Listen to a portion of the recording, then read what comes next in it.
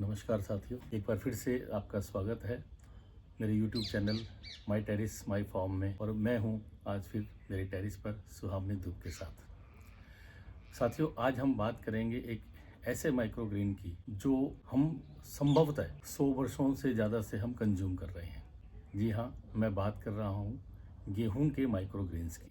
गेहूं के माइक्रोग्रीन्स यानी जिसको हम ज्वारे के नाम से बहुत समय से मेरे ख्याल से 100 साल तो हो गए होंगे जब हम इसको यूज़ कर रहे हैं। और ये एक तरह का माइक्रोग्रीन ही है, क्योंकि जिस तरह से माइक्रोग्रीन उगाया जाता है बीज से और शुरुआत की पत्तियां उनकी जो है वो कंज्यूम की जाती है, उसी तरह से गेहूं के जो ज्वारे होते हैं उसमें भी हम गेहूं के बीज से जो शुरुआत की जो घास निकलती है 5-7 इंच जो घास होती है उसी को हम कंज्यूम करते हैं और ये बहुत फ़ायदा करती है।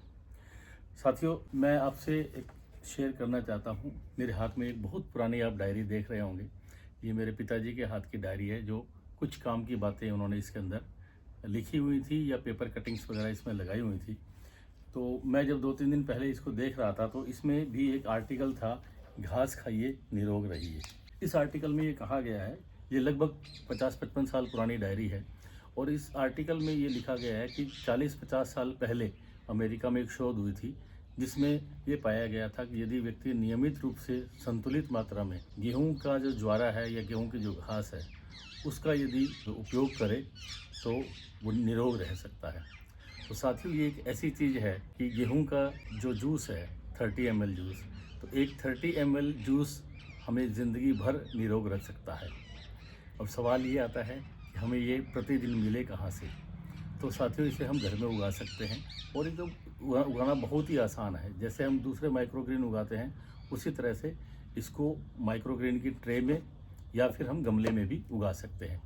तो आइए हम आज देखते हैं कि हम माइक्रोग्रीन की जो ट्रे है उसमें हम इसे कैसे उगा सकते हैं।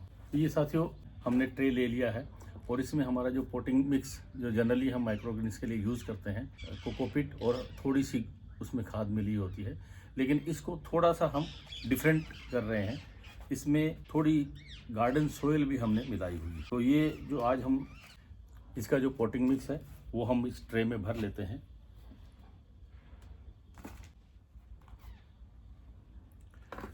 ये हमने इसका जो पोटिंग मिक्स है इसको हमारी ट्रे में लगा दिया है। कोकोपीट है, थोड़ी सी वर्मी कंपोस्ट है और थोड़ी मात्रा गार्डन सोयल की भी इसमें रखी हुई है। वैसे आप चाहें तो इसको सीधे गमले में भी उगा सकते हैं। जो हमारे साधारण गमले जो आपके बगीचे में लगे हुए हैं उसमें भी यदि आप गेहूं के दाने डाल देंगे तो ये ज्वारा आपका तैयार हो जाएगा। इसको हम थोड़ा मॉइस्ट कर देते हैं पानी डाल के, हल्का सा पानी से मॉइस्ट करने के बाद हम इसमें जो गेहूं के जो नॉर्मल हमारा जो गेहूं होता है वही गेहूं जो आपके किचन में भी है वहाँ से लेके डाल सकते हैं। वैसे बेटर ये होगा कि यदि आपको ऑर्गेनिक गेहूं मिल जाए तो उसको यूज़ करें, वो ज़्यादा अच्छा रहेगा। इसको हम फैला देंगे, बस ये ध्यान रखें कि लेयर एक ही आए, दाने के ऊपर दाना नहीं गिरे। और अच्छे से इसको डेंसली हम इसको, शायद आप देख पा रहे होंगे, डेंसली इसको फैला देंगे ताकि हमें एक अच्छा बंच जो है इसका मिले। क्योंकि साथियों, हमें इसका जब जूस बनाते हैं तो थोड़ी मात्रा हमारे पास अच्छी होगी तो ही प्रॉपरली जूस इसका बन पाएगा।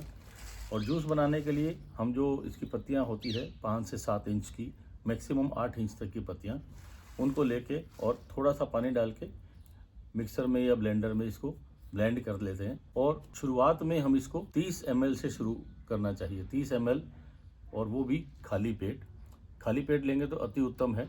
और यदि आप खाली पेट किसी कारण से नहीं ले पाते हैं तो भोजन से 1 घंटा पहला ले लीजिए। 30 ml जूस आप शुरुआत जब करें हफ्ते में 2 दिन लें। और यदि आपकी बॉडी को ये सूट कर जाता है, कोई दिक्कत नहीं होती है, क्योंकि कुछ लोगों को इसमें नोजिया वगैरह की शिकायत होती है, तो आप उसकी मात्रा को कम कर सकते हैं या उसका ड्यूरेशन बढ़ा सकते हैं।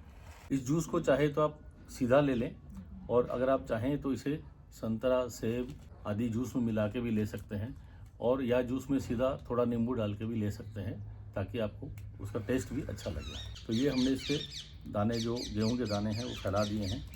और अब इसके ऊपर एक लेयर हम वापस मिट्टी के लगा देंगे। वैसे इसको दोनों ही तरीके से उगाया जा सकता है। इसके ऊपर मिट्टी के लेयर ना भी लगाएं तो सीधा ही इन दानों को मॉइस्ट कर दें तो ये अंकुरित हो जाएंगे।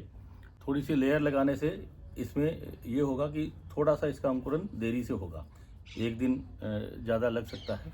और अंकुरण यदि आप तेज़ी से करना चाहते हैं तो एक और भी तरीका है कि आप गेहूं के दानों को, जैसे अभी मैंने सीधा डाल दिया है, लेकिन आप गेहूं के दानों को 8-10 घंटे भिगो दीजिए, उसके बाद आप इसको सोइंग कर सकते हैं, तो उससे भी आपका अंकुरण फास्ट हो जाएगा।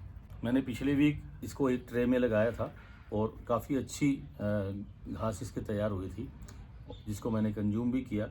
तो उसका भी मैं पिक्चर इस वीडियो के दौरान आपसे शेयर करूंगा कि किस तरह से उसकी ग्रोथ हुई थी और किस तरह से मुझे उसकी जो घास है वो मिली थी, जो मैंने हार्वेस्ट किया था उसके पिक्चर आपसे शेयर करूंगा।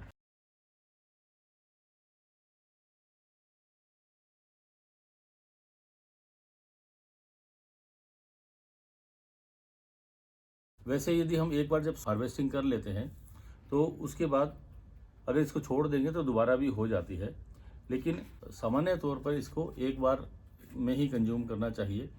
जो सेकेंड टाइम जो घास उगती है उसमें उतना न्यूट्रिशन वैल्यू नहीं होता है।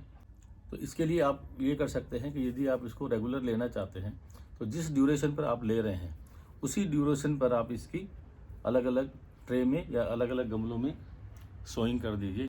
अगर आप 3 दिन में एक बार लेना चाह रहे हैं तो आप हर तीसरे दिन एक ट्रे तैयार कर दीजिए या एक गमला तैयार कर लीजिए। तो 7 से 8 दिन इसको घास को उगने में लगते हैं, जो हम 7 इंच 5 इंच की बात करते हैं कटिंग करने के लिए। तो आपको एवरी थर्ड डे वो आपको मिलती रहेगी। ये हमने एक ऊपर लेयर लगा दी है, अब इसको वापस मॉइस्ट कर देते हैं और इसको जैसे माइक्रोग्रीन को 2 दिन डार्क रूम में रखते हैं उसी तरह से ढककर इसको डार्क रूम में रखेंगे ताकि इसका अंकुरण फास्ट होगा। वैसे यदि आप ना भी रखें तो भी अंकुरित हो जाएंगे, दोनों ही तरीके से किया जा सकता है।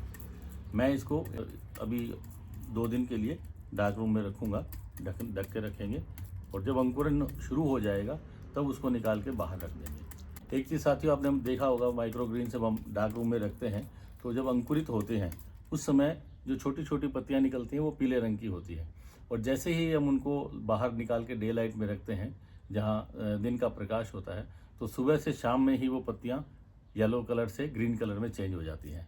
जब ये अंकुरित हो जाएगा और हम इसको बाहर लेकर रख लेंगे तो हमें इसका ये ध्यान रखना है कि इसमें हल्की सी नमी बनी रहे, ओवर वाटरिंग हमें नहीं करनी है।